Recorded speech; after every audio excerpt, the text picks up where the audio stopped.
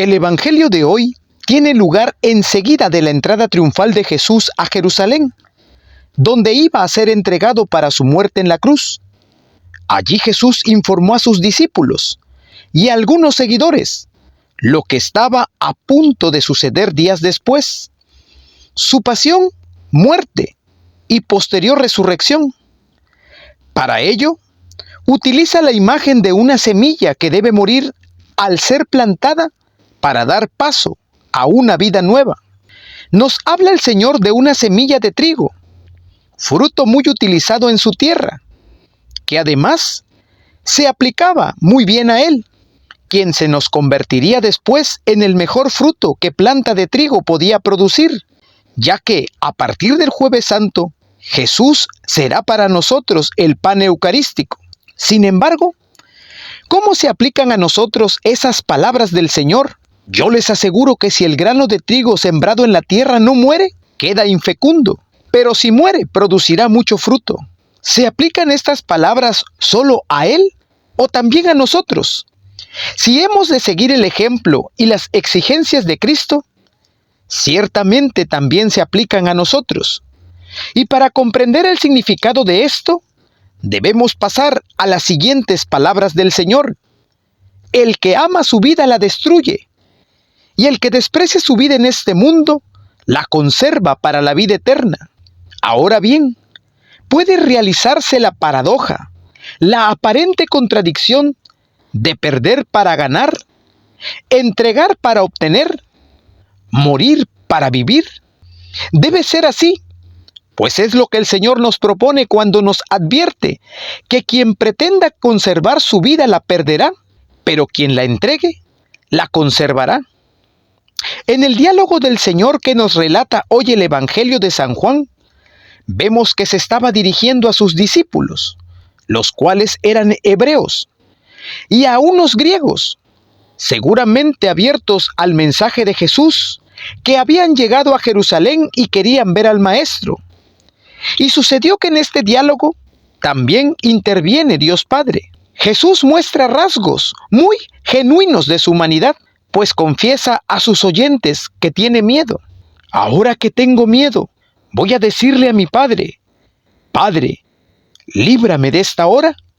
Y se contesta enseguida: no, si precisamente para esta hora he venido. Jesús no elude el sufrimiento y la muerte, sino que confirma su entrega por nosotros, su entrega a la voluntad del Padre, quien muestra su presencia en ese momento. La voz del Padre parece ser una respuesta al Hijo, quien le pide: Padre, dale gloria a tu nombre. Jesús luego confirma por qué el Padre se ha hecho presente. Esta voz no ha venido por mí, sino por ustedes. Es una nueva oportunidad para fortalecer la fe de los discípulos.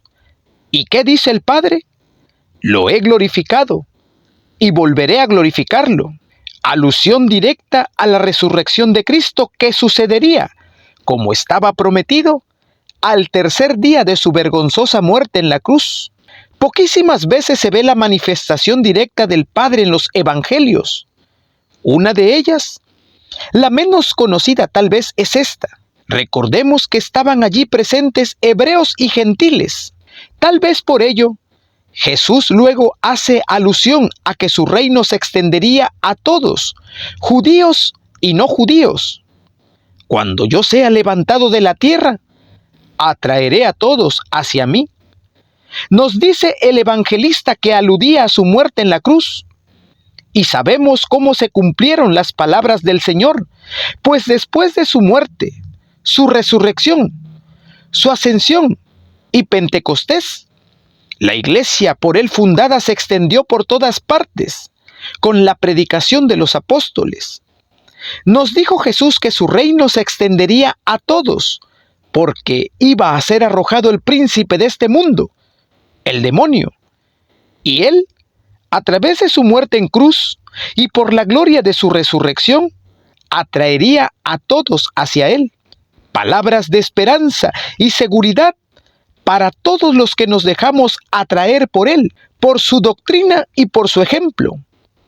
Palabras también de compromiso, porque dejarnos atraer por Él significa seguirlo en todo, como Él reiteradamente nos pide.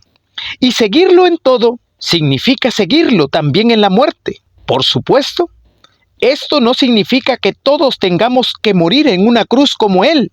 Tampoco significa que todos tengamos que sufrir un martirio violento, como algunos lo han tenido.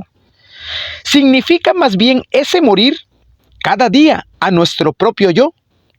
Significa ese perder la vida que Jesús nos pide en este pasaje de San Juan y que también nos lo requiere en otra oportunidad con palabras similares. El que quiera asegurar su vida la perderá, pero el que pierda su vida por mí la asegurará. Hay la idea de que morir cuesta mucho, de que el trance de la muerte es un trance muy difícil. En realidad, lo que más cuesta es la idea misma de morir. Pero la palabra de Dios es clara, muy clara. Debemos entregar nuestra vida. Debemos morir a nosotros mismos si realmente queremos vivir. ¿Qué significa entregar nuestra vida y morir a nuestro yo? Significa entregar nuestros modos de ver las cosas, para que los modos de Dios sean los que rijan nuestra vida, no los nuestros. Significa entregar nuestros planes para pedirle a Dios que nos muestre sus planes para nuestra vida. Y realizar esos planes, no los nuestros. Significa entregar nuestra voluntad a Dios, para que sea su voluntad y no la nuestra la que sigamos durante nuestra vida en la tierra. Es entonces un continuo morir a lo que este mundo nos propone como deseable y hasta conveniente. Pero pensemos, ¿quién es el dueño de este mundo? Ya Dios nos advierte en su palabra quién rige el mundo. Aquel que es llamado en este pasaje príncipe o amo de este mundo. Si observamos bien, los valores que nos propone el mundo son muy diferentes a los de Dios. Los criterios de este mundo son también muy diferentes a los de Dios. Y cada vez que optamos por ese perder la vida de este mundo, cada vez que optamos por morir a nuestro yo, es decir, a nuestras propias inclinaciones, deseos, ideas, criterios, planes, etc. De hecho, estamos optando por el bando de Dios, que es el bando ganador. De no vivir día a día esa continua renuncia a nosotros mismos, a esa continua muerte a nuestro yo, no podremos dar fruto, seremos infecundos. Si el grano de trigo no muere, queda infecundo, no dará fruto. ¿Y cuál fue el fruto de Cristo? Lo sabemos bien y nos los recuerda la segunda lectura. Se convirtió en la causa de la salvación eterna para todos los que lo obedecen. ¿Cuál será nuestro fruto si optamos por ser fecundos? Si optamos por morir con Cristo. Si morimos con Él, viviremos con Él. Y también salvaremos con Él, pues nuestra oblación, nuestra entrega unida a Él, dará fruto para nosotros mismos y para los demás.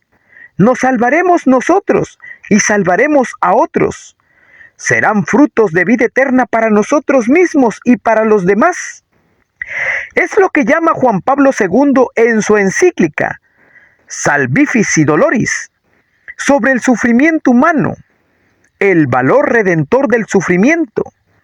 La primera lectura del profeta Jeremías nos habla de la nueva alianza que Dios establecería con su pueblo. El Señor pondría su ley en lo más profundo de nuestras mentes y la grabaría en nuestros corazones.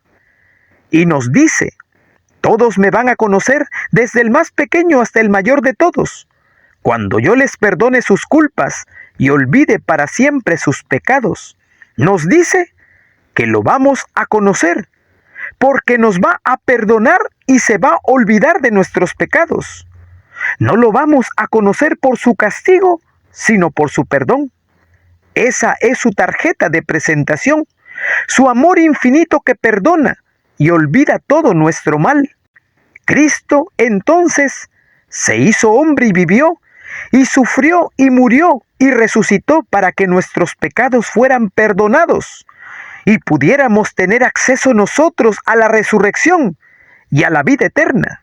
El salmo de hoy Es el Salmo 50, el Salmo de David arrepentido de su horrible y múltiple pecado. Crea en mí un corazón puro.